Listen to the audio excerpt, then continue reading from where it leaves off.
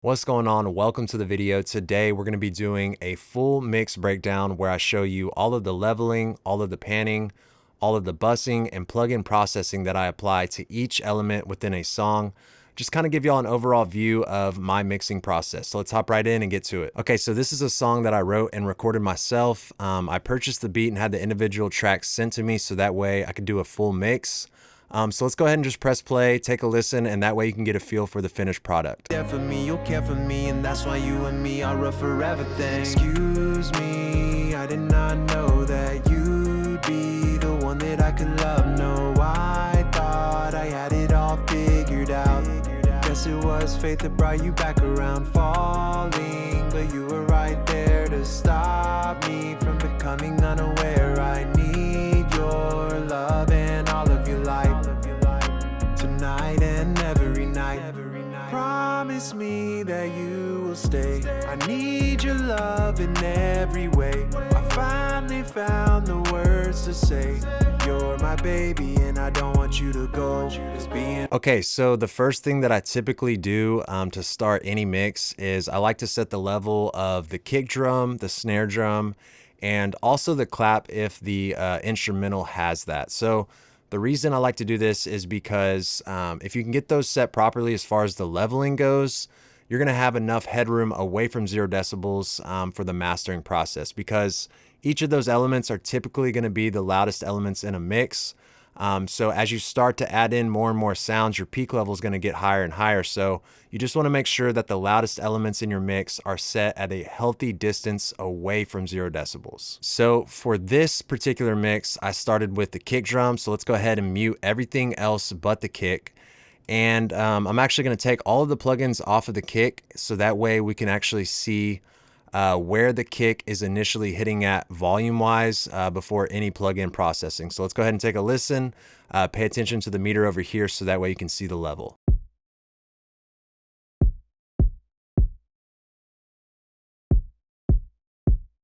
Okay, so the kick is hitting at -9 dB, and for me, that's the sweet spot where I want to set the loudest elements in my mix at, because 9 dB away from 0 is a lot of headroom.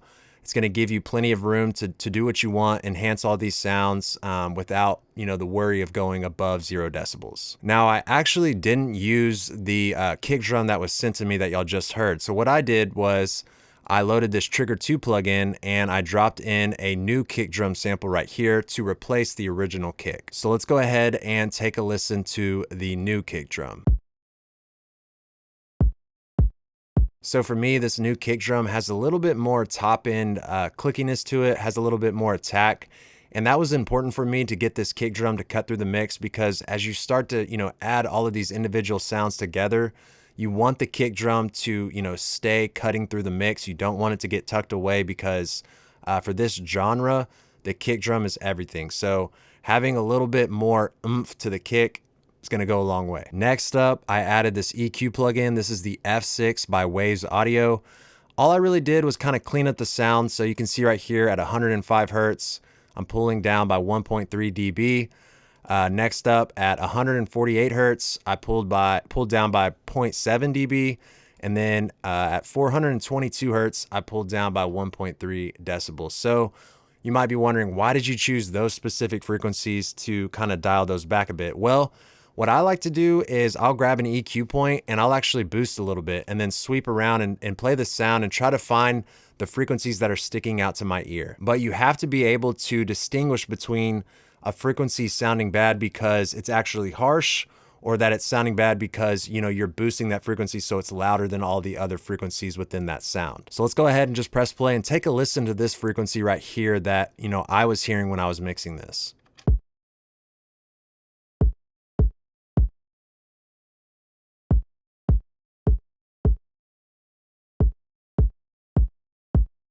Okay, so as you heard right there, it was just a little bit overpowering right there at around 500 Hertz. So just pulling it down a little bit can go a long way. I'm not drastically changing the sound of this kick drum. I'm only pulling down by like 1 decibel, but little moves like that over the course of the entire mix is really going to help clean up your sound, make everything sound polished. And then right here at 1000 Hertz, I just did a little boost of about 1.2 dB. This right here is just to help bring out that attack sound, that clickiness on the top end of the kick, just to elevate it a little and help it cut through the mix. And then the last thing I did on the kick drum is I loaded this clipper plugin. This is Standard Clip by Sir Audio Tools. I have the clipping threshold set at -12 dB. So the original kick before any plugin processing was hitting at -9 dB. So what we're gonna do is clip off everything above -12. And you can see right here, I had the hard clip setting engaged for this clipping. So let's go ahead and just take a listen to how this sounds. Now I'm gonna turn it off and then I'll go back and forth so that way you can hear the difference.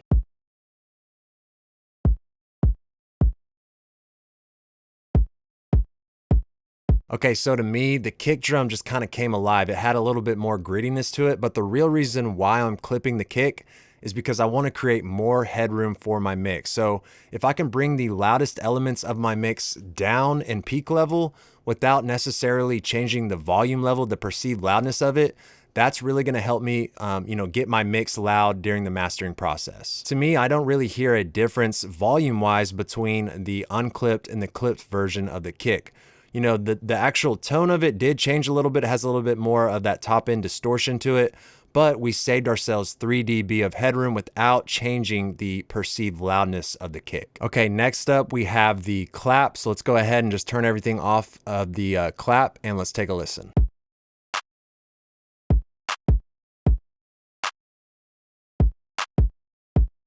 Okay, so just your basic clap, it was peaking at around -12 dB initially before any plugins. So that was where I kind of had the level set. And the first thing that I did was just add this EQ. So I used a high pass filter right here at about 178 Hertz, just rolled off some of the low end that wasn't necessary. And then right here at about 1000 Hertz, 4000 Hertz, and 8000, I just kind of dialed those frequencies back a little bit. Those were sounding harsh to my ear, so I just wanted to clean the clap up and make it less harsh. Next up, I just added this compressor. This is the R-Comp by Waves. Just some gentle compression. So the compression ratio is set at 2:1. I have a 17 millisecond attack and a 61 second release. So the big thing here is just a little bit slower of an attack to let that initial hit of the clap through the compressor uncompressed, and then it's just compressing down on the tail end of the clap. This is gonna help, emphasize the transient of the clap, which is kind of what we want. This is the goal of this compressor. And you can see right here on the gain reduction meter, I'm only getting about 2 dB of compression. So we're not changing the clap, in any major way. Let's go ahead and take a listen.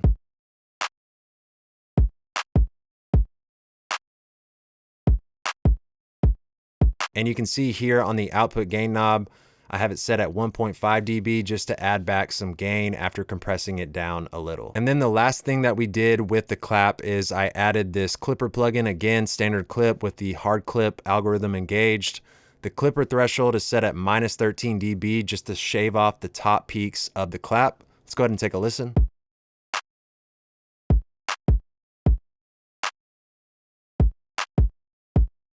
Okay, so nothing crazy, just some gentle clipping on the clap to kind of bring down that peak level just a bit. Next up, we have this Rimshot right here. So this is another drum element. So let's go ahead and turn off the plugins and we'll take a listen to this.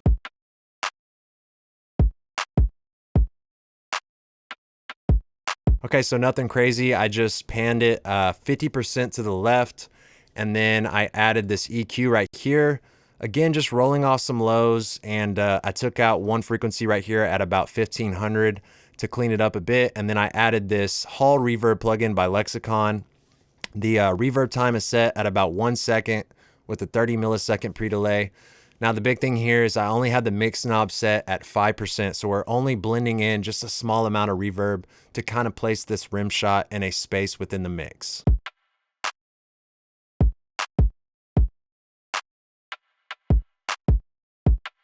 Okay, so not a huge change, but it's just giving the drums a little character. So my kick, my clap, and my Rimshot are all routed over here to my drum bus on mixer track number 6. Now on the drum bus, what I have is the Alicia Alpha Master compressor by Brainworks. Hope I said that right. But the main thing I'm doing here is I just have a ratio of 2:1. I have an attack time of 30 milliseconds and a release of 60 milliseconds. So really what I'm aiming to do is just get some subtle drum bus compression. So let's go ahead and take a listen.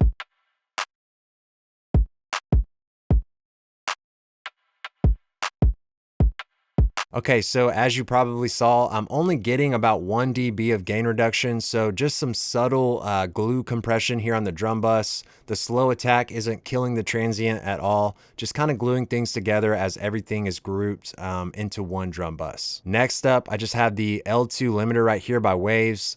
The ceiling and the threshold are set at minus 12.5, so we're just going to get some subtle gain reduction with this limiter. Let's go ahead and take a listen.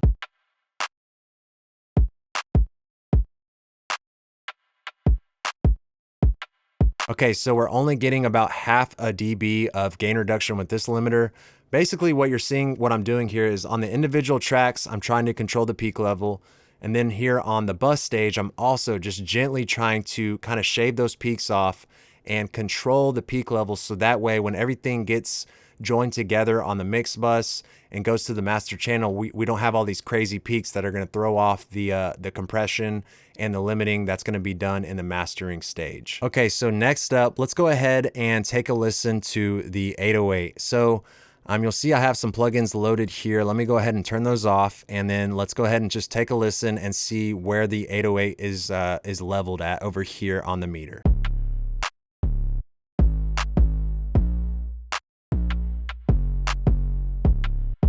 Okay, so the 808 is hitting at around minus 15 dB. I thought that was a good spot to place it within the mix. The first thing that I did to it was I added this EQ right here, okay? And a lot of people's natural instinct is just to boost the low end of the 808s in the bass.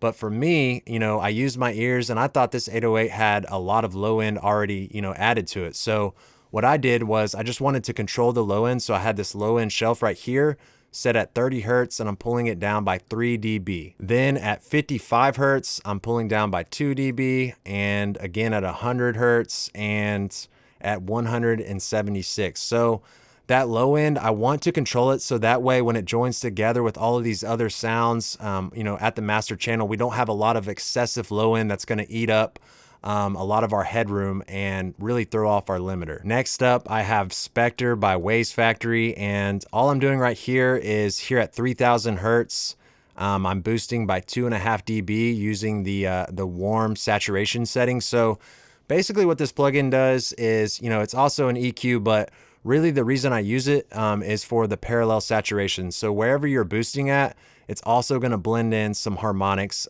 in that frequency range. So here at 3000 hertz, I'm just trying to kind of give that 808 some life and make it audible on smaller speakers. Because all of the low end stuff, you know, that's going to sound good in the car or on some good speakers or headphones. But if people are playing your song back on the phone, you got to have some harmonics to make the bass kind of cut through. Next up, I have R-Bass by Waves Audio. And again, I'm just adding more harmonics to the 808, trying to make it stick out. So I have the frequency set at 80 hertz. So it's going to create harmonics from 80 hertz. And it's going to make us feel like we have more 80 hertz than we actually do, because these harmonics are designed to kind of psychoacoustically make us feel like we have more 80 hertz in the mix, when really what we're hearing is the harmonics in the mid-range and the upper mid-range. And I'm really only blending in a small amount. I have the intensity knob right here set pretty low, so that way, you know, in conjunction with Spectre, we're just getting a little bit of life and a little bit of power added to the 808. As opposed to what a lot of people would do with boosting, you know, just cranking up 60 hertz on the 808, we're instead using saturation and harmonics to make the bass feel larger than it really is. Then I have the L2 limiter right here set at minus 15. So we initially had the 808 set at minus 15 dB as far as the level goes. But as we added a little bit of harmonics with these two plugins, you know, we raised our peak level a bit. So the limiter is just going to bring it back down to that original level. So we're only getting about 3 dB of gain reduction. So again, just trying to control the peak level first at the individual, you know, sound or track level, and then again at the bus level, which I'll show you later. Then we have this Duck plugin right here. And the way that this plugin works is I actually have the kick drum, I have it sidechained over here to the 808 mixer track. And so this duck plugin is only going to activate whenever the kick drum hits. So whenever the kick and the 808 are hitting together at the same time, the 808 is actually not going to have that initial transient, right? Because I drew this curve right here to duck the initial transient of the 808, but only when the kick drum is hitting. If the kick drum isn't hitting, then the 808 is going to have its original sound, and this duck plugin is not really going to be activated. So this is a little cleaner to me than sidechain compression because you can actually draw in your own curve instead of having to deal with the attack and release settings of a compressor. Now, if you do this correctly, you really won't even hear a difference. You won't hear that the 808 is being ducked down because that kick drum is there to kind of fill this little gap right here at the beginning of the 808. So let's go ahead and take a listen now to the 808 with all of these plugins engaged.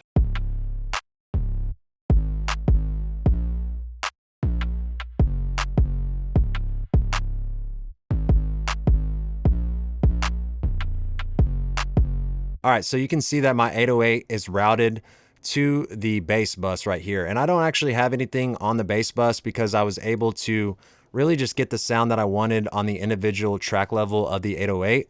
But the bass bus is then routed over here to the drum and bass bus, where it's going to join together with all of these drums over here in green. So you can see that the drum bus is routed to the drum and bass mixer track number 5, and the bass bus is also routed to the drum and bass bus. So this is very important. So you really want to kind of control how these sounds are joining together, because as these sounds join together, you're going to have more and more energy, right? So no longer is it just going to be the kick, clap, and rim shot. It's going to be joined together with this low end 808. So there's more low end, there's more energy. So naturally, you're just going to get higher peak levels. So here on the drum and bass, I have this gold clip plugin. Let me turn this off for now. I just want to show y'all the magic of this duck plugin, right? So what I'm going to do is I'm going to turn the duck plugin off, and we're going to come over here to the drum and bass. Let's play the drums and bass again, and I want y'all to pay attention to the peak level of this drum and bass bus.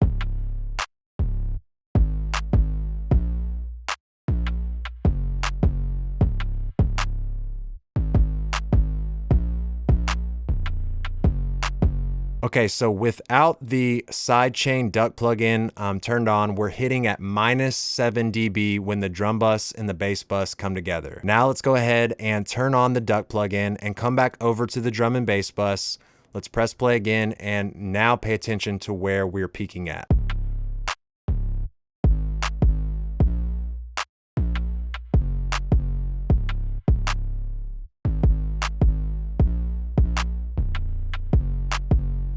Okay, so now we're peaking at -10 dB. So we saved ourselves 2 to 3 decibels of headroom just by simply sidechaining and getting the initial transient of the 808 out of the way, so that way the kick can kind of dominate that initial hit, and then the melodic sustain of the 808 kind of takes over, plays out, and the process continues. So we're saving ourselves headroom by 2 to 3 decibels. We're going to be able to make our mix even that much louder. To me, I didn't really even hear a difference between when the Duck plugin was turned on and off. If anything, it sounds cleaner and you have more headroom, so you can make your mix even that much louder. But when you are doing like sidechain compression or ducking of any sort, you really want to make sure that you get this curve right, because if you have this drawn out too extended, or if you're using a compressor and you have the release time set too long, that's when you're going to hear that pumping effect where it's very noticeable that you're ducking the bass. Now, next up, I just have this simple bass guitar that comes in during the pre-chorus. So let's go ahead and turn off the plugins, and we'll just take a listen to the bass guitar by itself.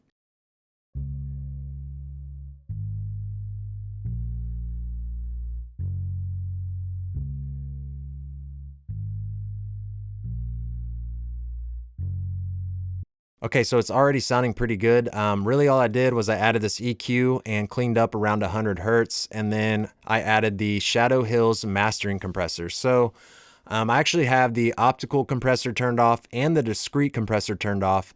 Really all I'm doing is I'm using it for the harmonics section. So you have 3 different settings down here: nickel, iron, and steel.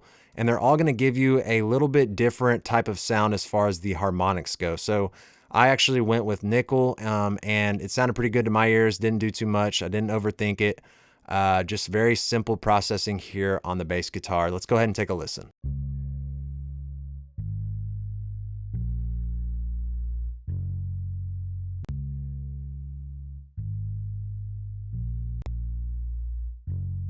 So to me, I heard the bass guitar kind of take a step forward when I had the plugins engaged.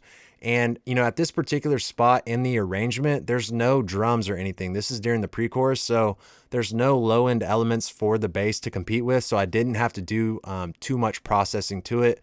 Just some general, harmonics and cleanup work with the EQ. Now the bass guitar is also routed out to the bass bus right here, which then makes its way to the drum and bass. So we've covered every sound that's routed to the drum and bass bus here on mixer track number 5. So let's go ahead and just take a look at what we have loaded on this bus. So I have this gold clip plugin right here. Let's go ahead and turn it on. And basically all it's doing is the ceiling is set at minus 11 dB. So anything that goes above a minus 11 dB is going to get clipped off. So let's go ahead and take a listen to how this sounds.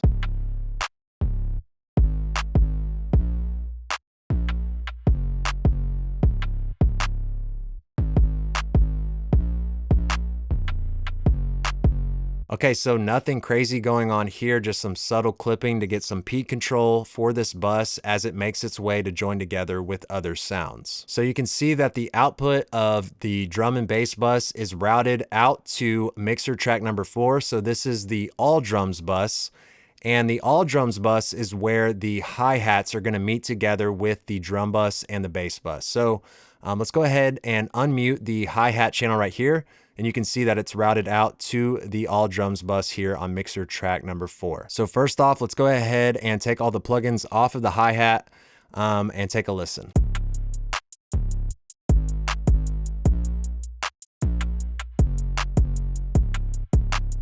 So just your basic hi-hat pattern, you can see that I have it panned 50% to the right. And the first plugin I have is the F6 EQ, just rolling off some low end and boosting right here at 4K. Then I have the Manny Marroquin EQ by Waves Audio. Just have a high shelf set right here at 25,000 Hertz, and I'm boosting by 2 decibels. So just adding some brightness to the hi-hat. Then I have the Smack Attack transient processor by Waves. Just have the attack set at 10. So we're just giving the hi-hat a little bit more transient, a little more poke. And then lastly, I just have the L1 limiter, and it's set at minus 23. And you can see we're only getting about 1 dB of gain reduction. So just trying to control the overall peak level of the hi-hats. So let's go ahead and take a listen to the before and after. I'll just kind of turn the plugins on and off.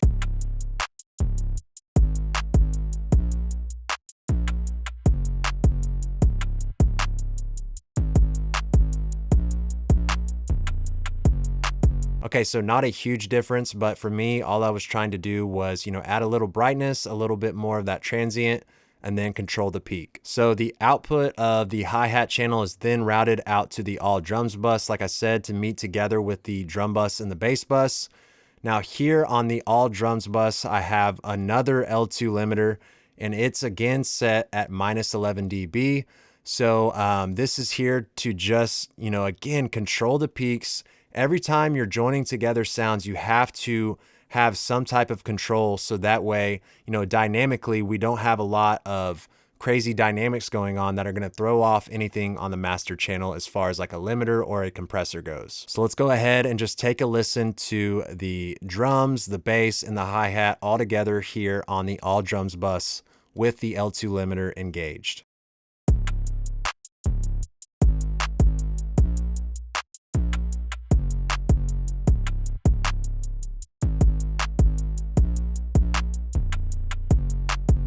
Okay, so we're only getting minus 0.6 dB of gain reduction on this limiter.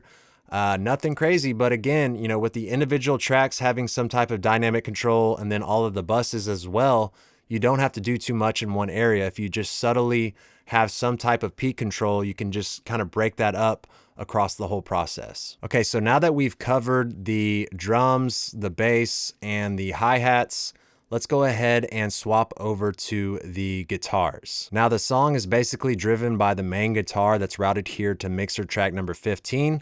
So let's go ahead and just turn the plugins off and we will just take a listen.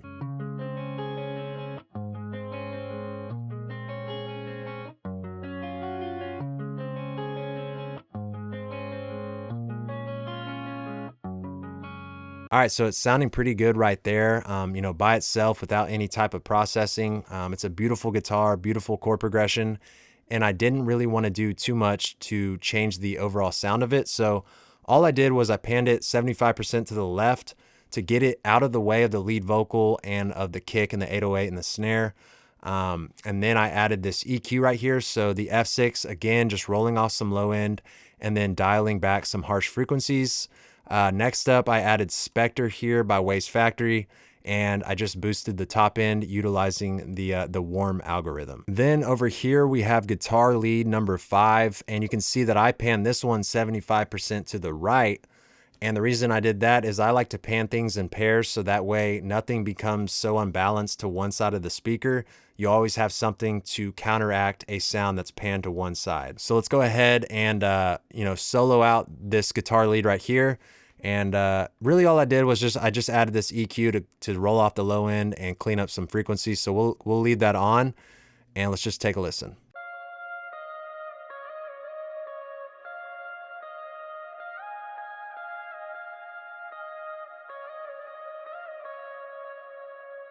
Then we had guitar lead number 1. So I panned this one 50% to the left and I added an EQ. And then I also added the decapitator with the drive set at 7. And then I dialed the output knob back just a little to kind of compensate for all of that added, you know, added drive, added harmonics, and added gain. So let's go ahead and take a listen to this one.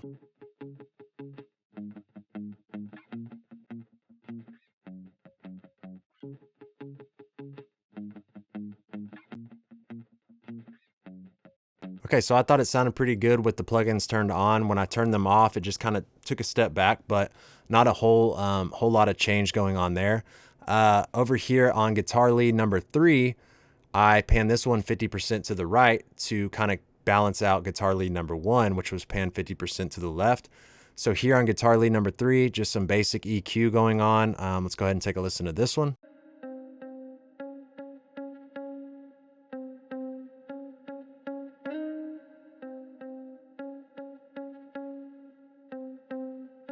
Okay, so all together, the 4 guitars sound like this, played all together.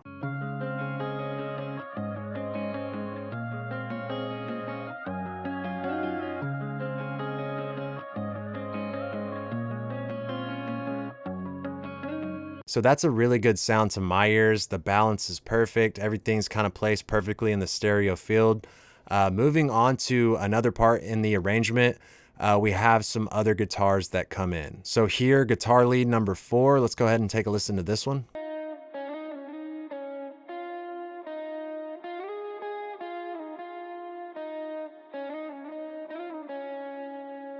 So you can see that I have this EQ right here, rolling off the low end, rolling off the top end. So it's going to give it a little bit more of a lo-fi feel to it. Then we have guitar lead number 2, and I have this one panned 75% to the right.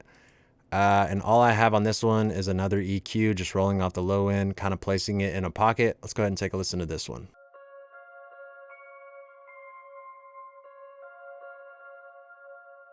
So all together with all of the guitars, you know, unmuted and playing together, this is what it sounds like.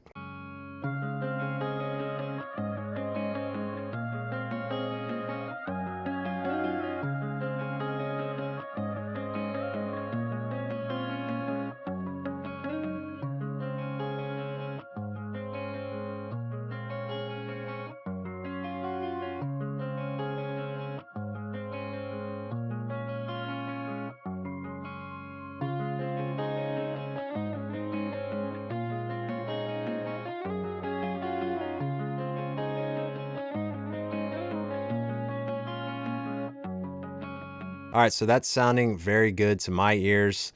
And when you hear it played together with the lead vocal that I'm going to show you in a second, it just all kind of comes together. So all of these guitars are routed here to mixer track number 14, and this one is labeled the guitar bus. Now here on the guitar bus, all I have is this EQ, and it's just acting as a safety net, making sure that nothing gets past 100 Hertz. Then I also took away right here at 3000 Hertz, just making room for the vocal. And then I have RC20 with the distort section turned on. Everything else is turned off. And I'm using the tube pair algorithm for the distortion. The distortion is only set at 10%, so we're just getting some subtle harmonics. Then I have this track spacer plugin right here, and I'll actually show you what this is doing later on in the video when I have the lead vocal playing. So the guitar bus is routed out to the all music bus right here on mixer track number 3.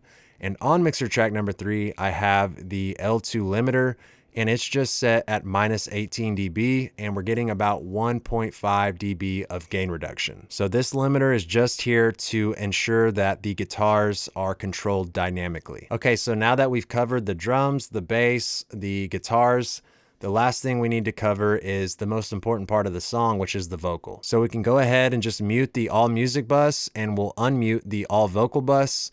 And let's just come over here to the main vocal and take a listen to what we got. Falling, but you were right there to stop me from becoming unaware. I need your love and all of your light. Okay, so let's go ahead and just break the vocal chain down. So from the top, we have auto-tune, a retune speed set at 27, and the humanize knob set at 20.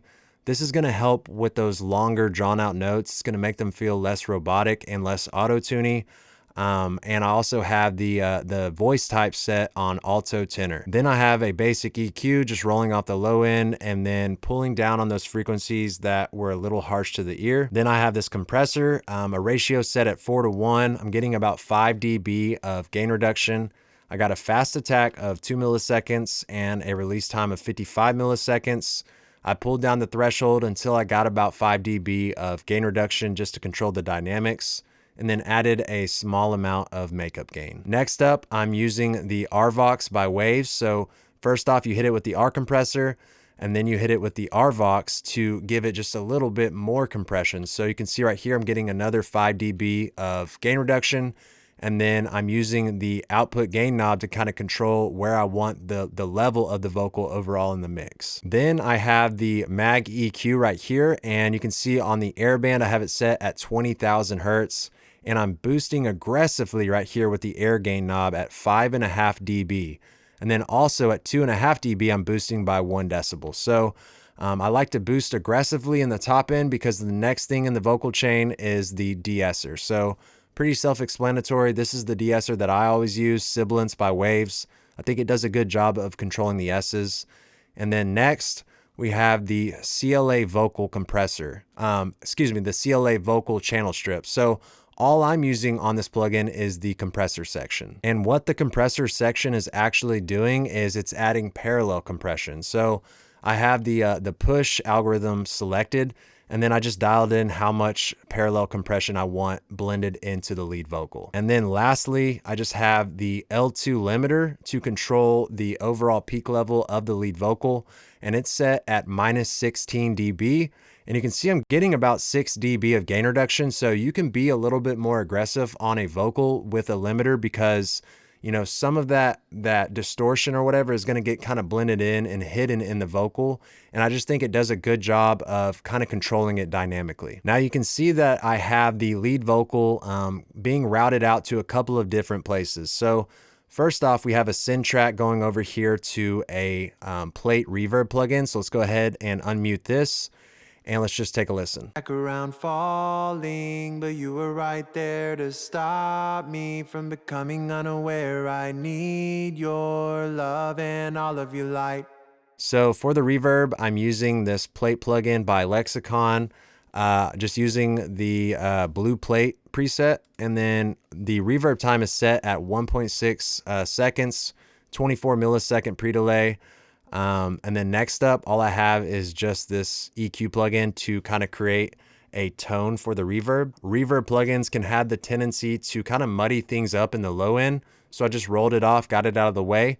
And then I also took away some of the top end just to kind of control some of the brightness of the reverb. And then next up, we also had this send track going to the vocal delay. So on the vocal delay, we have the H delay by Waves. I have it set at a half note, and then the feedback is actually set at 0.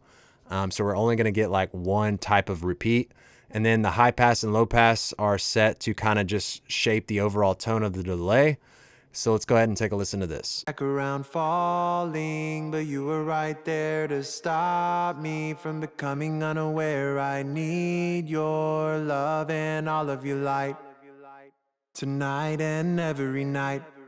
Okay, so it's very subtle, but I feel like it just kind of adds an extra element underneath the lead vocal. Now, next up, we have another synth track, and it's going over here to mixer track number 24.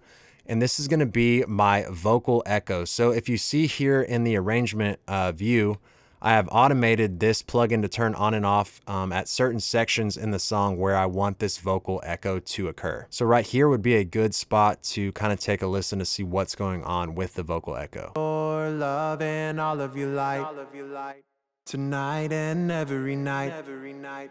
Call for help, you were my saving grace. Never knew this pain could ever be erased. The fear of loneliness would get the... Okay, so it's just filling in the gaps wherever the lead vocal is not occurring. So what I used was the H delay plugin with the half note again, and the feedback knob set all the way down, so that way you're not getting a ton of echoes going on. It's just one echo. And then you can see I'm using the filters again to kind of shape the tone of the echo. And then what I'm doing is I'm feeding it into a reverb plugin to kind of soften and dampen the actual delay. Because like sometimes the delay can be a little harsh if you just leave it with just a delay plugin. So if you add a little bit of reverb to it, it's going to take the edge off of it. Nothing really exotic going on with the reverb. The decay is set at 3 seconds, pre-delay of 20 milliseconds. But what's really important is I have the mix knob set at 20%. So you're not just drowning the delay out in reverb, right? You're just blending in a subtle amount to kind of give it some character. Okay, so next up we have the background vocal. So let's go ahead and mute the lead vocal and take a listen to what's going on with the background vocal. So this is the vocal that comes in during the choruses. So let's take a listen. Falling, but you were right there to stop me from becoming unaware. I need your love and all of your light, tonight and every night. Okay, so by itself, it actually sounds kind of weird. It sounds bad, honestly. But with the lead vocal playing at the same time, let's go ahead and take a listen to how that sounds. I'm falling, but you were right there to stop me from becoming unaware. I need your love and all of your light, tonight and every night. Okay, so what I did was I sang the main melody of the chorus just an octave up from the lead vocal. So that way you weren't just doubling up the lead vocal, you were getting, some type of effect, some type of difference and separation from the lead vocal. So what I did on the background was, of course, just added some auto tune. And then I have this EQ plugin right here, rolling off a lot of the low end. Don't want any type of low end on the background vocal. I don't want it competing or clashing with the lead vocal. Then I have some compression right here with the R comp, and I'm getting about 13 dB of gain reduction. So we're kind of heavily compressing the background because I don't want any type of peaks or transients sticking out and competing with the lead vocal. So you can see I have a fast attack right there to control the transients and a fast release. And then the next thing I did was I added this de-esser. I'm going to de-ess pretty heavily on my backgrounds because, again, you don't want any type of clashing with the lead vocal. So if you have the sibilants, like the S sounds coming from the lead vocal, you don't want to double them up with the sibilants or the S's coming from the background. It's just going to be really harsh to the ear. So don't be afraid to heavily de-ess on your background vocals. The next thing I did was I blended in some harmonics here with the Decapitator plugin. Only had the drive knob set at 2, but just to give the background vocals a little drive and a little grit because they were kind of clean and digital sounding. And then the last thing was this Doubler 2 plugin. So this is kind of my secret sauce with the background vocals.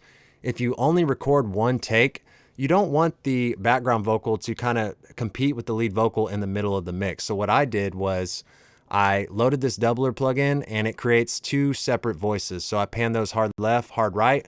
And then what I did was I muted the original one that would sit in the middle. So the background vocal now with the middle one muted is only going to be coming through the left speaker and the right speaker. It's panned out to the sides and that's going to make space for your lead vocal to come directly up the middle. So let's go ahead and take another listen. I'm falling, but you were right there to stop me from becoming unaware. I need your love and all of your light, tonight and every night. All right, so next up we have the harmony. So this was only sung right before the chorus was going to come in. So there's two different sections in the song where I sang the harmony. So let's go ahead and take a listen. Care for me, and that's why you and me are rough for everything. Excuse me. Let me go ahead and just mute the lead vocal and the background vocal, so that way it's only the harmony that comes through. So that way you really get a feel for what it is we're working on here. And that's why you and me are rough for everything. I'm ready to leave everything in the past. Okay, so it's kind of spacey, right? And really what I did to achieve that effect was I just loaded this reverb plugin right here at the end of the chain. But to start the chain off, just some auto tune and then some EQ to kind of shape the tone of it. I have this compressor, the R comp, and again, heavy compression right here, 9 dB. Some would say that's subtle, some would say it's heavy, but regardless, we're just getting some compression and then using a limiter to chop off the peaks or limit the peaks. And then this reverb plugin right here, the Manny Marroquin Hall Reverb, just to add a lot of that character and a lot of that space right there, because this is leading up to the lead vocal, or this is leading up to the chorus. So I wanted it to really have a rising effect, like a suspenseful effect, and I thought this reverb plugin really did it for me. So the key here is I didn't use a syn track. I just loaded the reverb plugin at the end of the chain, and I just dialed in the mix knob right here, so it's set at 45%. But let's take a listen to how it sounds with the lead vocal playing. Yes, I'm ready to leave everything in the past. Excuse me, I did not know that you... Yeah, and also what you're hearing is this reverse reverb that's leading into the chorus. Let's take a listen to this. Excuse me. And really all that is the reverb tail reversed on the lead vocal. So it can kind of give it a cool effect and really add to that suspense leading up to the chorus. Now the last thing as far as the vocal goes is these vocal shouts right here on mixer track number 27. And if I zoom in right here, you can see them. Let's go ahead and take a listen to what these are doing. Promise me that you will stay. I need your love in every way. I finally found the words to say. You're my baby and I don't want you to... Okay, so just some basic ad-libs going on right here. And all I did to them was I loaded the CLA vocals plugin and I turned everything off but the reverb section. I have the large algorithm turned on, and the reverb is just cranked all the way up, and then I dialed in the output knob just to control the overall level of it in the mix. Now, all of my vocals, the effects, the backgrounds, everything is routed out over here to mixer track number 2. So this is the all vocal bus. So this is where all the vocals are going to join together. Now on this vocal bus, I have the L2 limiter by Waves. And again, I'm just controlling the peaks before everything joins together. So this one in particular is set at -14. So none of my vocals are going to go above -14 decibels. So now that we've covered every single individual element in the mix and all of the buses, let's go ahead and just unmute everything and kind of play it and see how everything sounds together. Me, and that's why you and me are rough for everything. Excuse me, I did not know that you'd be the one that I could love. No, I thought I had it all figured out. Guess it was fate that brought you back around. Falling, but you were right there to stop me from becoming unaware. I need your love and all of your light, tonight and every night. Promise me that you will stay. I need your love in every way. I finally found the words to say. You're my baby and I don't want you to go. 'Cause being with you is really helping me grow. I'm riding the highs now instead of the lows. So put it in gear and put your foot on the gas. I'm ready to leave everything in the past. Excuse me, I did not know that you'd be the one that I could love. No, I thought I had it all figured out. Guess it was fate that brought you back around. Falling, but you were right there to to stop me from becoming unaware. I need your love and all of your light, tonight and every night. Okay, so to me, I think everything sounds good, polished, and overall just balanced. And that's really what I was trying to achieve. I didn't want to do too much. One thing I did want to cover is, if you noticed, when I clicked over here on the mix bus, we were peaking at around -9 to -6 decibels. So what I want to do is I want to come in here and turn off every single plugin that I use to just control the peaks. And then I want to see where we're peaking at with those plugins turned off. Okay, so as you can see here on every bus and every individual channel, I turned off the limiters and the clippers. Let's go ahead and just press play and see where we're peaking at right now on the mix bus. Me, and that's why you and me are a forever thing. Excuse me, I did not know that you'd be the one that I could love. No, I thought I had it all figured out. Guess it was fate that brought you back around, falling, but you were right there to stop me from becoming unaware. I need your love and all of your light, tonight and every night. Okay, so as you saw, we were peaking all the way up to like -4 dB. So now let's go ahead and turn all these plugins back on, and we'll see how much headroom we really did save by managing these peaks on the individual track level and at the bus level. Me, and that's why you and me are a forever thing. Excuse me, I did not know that you'd be the one that I could love. No, I thought I had it all figured out. Guess it was fate that brought you back around, falling, but you were right there to stop me from becoming unaware. I need your love and all of your light, tonight and every night. Okay, so as you could see, we were peaking at a lower level. You know, without all of those plugins, we're peaking at -4, and now we're peaking at like -8 to -7. So we're saving ourselves more headroom, getting further and further away from 0 decibels. So that way, during the mastering process, when we put that final limiter on, when we push up into the limiter, we're not going to start getting gain reduction as soon as we would if we didn't control any of the peaks, right? If we didn't control the peaks and we just tried to push up into the limiter, that limiter is going to start limiting off all of these random peaks. There's not going to be any control.